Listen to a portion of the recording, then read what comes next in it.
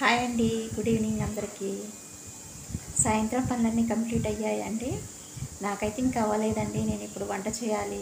Time వచ్చేసి 7:30 అవుతుంది. మధ్యాహ్నం లంచ్లోకి దొండకాయ కర్రీ చేశాను, కానీ అదైతే అయిపోయిందండి. ఇప్పుడే టమాటో, పుదీనా, కొత్తిమీర 3 కలిపి చట్నీ అయితే చేద్దామని చెప్పేసి అన్నీ రెడీగా పెట్టేసుకున్నాను. ఇంకా వంట అయితే స్టార్ట్ చేయాలండి.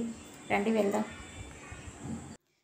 మా ఇంట్లో అయితే ఏ కర్రీ చేసినా కానీ మధ్య మధ్యలో వారానికి ఒక్కసారైనా ఈ చట్నీ అయితే ఉండాలండి.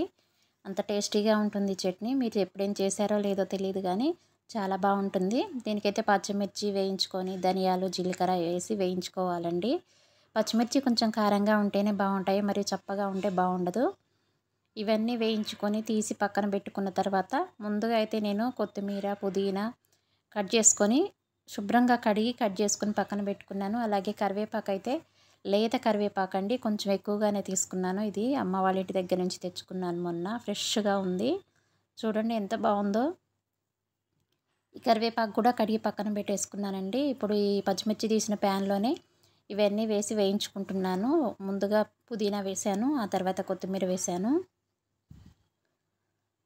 ఇవి ఆకుకూరలు కదండి, తొందరగానే వేగిపోతుంటాయి కదా, టకటకానే అయిపోతుంది. చట్నీ కూడా తొందరగా అయిపోతుందండి. ఇవన్నీ టమాటాలు ఒక్కటే కొంచెం మగ్గించుకోవటం కొంచెం టైం పడుతుంది, కానీ మిగతావన్నీ ప్రాసెస్ తొందరగా కంప్లీట్ అవుతుంది. ఎక్కువ టైం కూడా తీసుకోదు. ముందుగా వీటన్నిటిని అయితే వేయించుకొని పక్కన పెట్టేసుకోవాలి. ఇవి వేగేలోపు టమాటాలు కూడా తీసుకొని కడిగి కట్ చేసుకొని ముక్కలు పక్కన పెట్టేసుకోవాలండి. ఇక్కడ చూసారు కదా, ఇవి వేగిపోయాయి. ఇప్పుడు దీనిలోనే టమాటాలు కూడా వేస్తున్నాను. ఇవి తీసినా పర్వాలేదు, తీయకుండా ఉంచినా పర్వాలేదు, ఎందుకంటే టమాటాలలో కూడా ఉడుకుతుంది కదా కొంచెం. ఈ టమాటాలు వేసినా కానీ చింతపండు అయితే కొంచెం యాడ్ చేసుకుంటా అండి నేను. చింతపండు కొంచెం వేసుకుంటే టేస్ట్ బాగుంటుంది.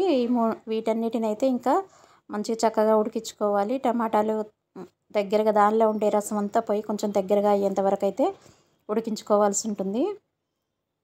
ఇలా ఉడికించుకున్నాను. ఉడికించుకున్న తర్వాత వీటిని అయితే ఇంకొంచెం సేపు అయితే వేగిపోతాయండి. దీనిలో కొంచెం పసుపు వేసుకున్నాను. పసుపు వేసిన క్లిప్ మిస్ అయినట్టుంది. ఇటు పక్క చూసారా, ఇక్కడ రైస్ కూడా కడిగి పెట్టేశాను.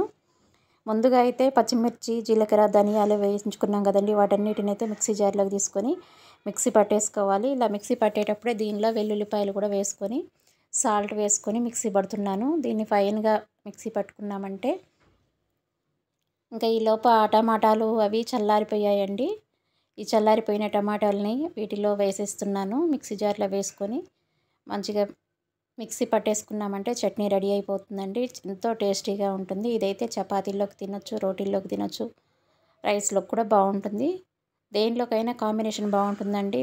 దోశల్లోకి కూడా చాలా బాగుంటుంది. నేనైతే అప్పుడప్పుడు దోశల్లోకి కూడా చేస్తుంటాను. ఇక్కడ రైస్ కూడా అయిపోయింది. ఇంకా చట్నీ కూడా రెడీ అయిపోయిందండి. మిక్సీ పట్టేశాను కదా, రెడీ అయిపోయింది.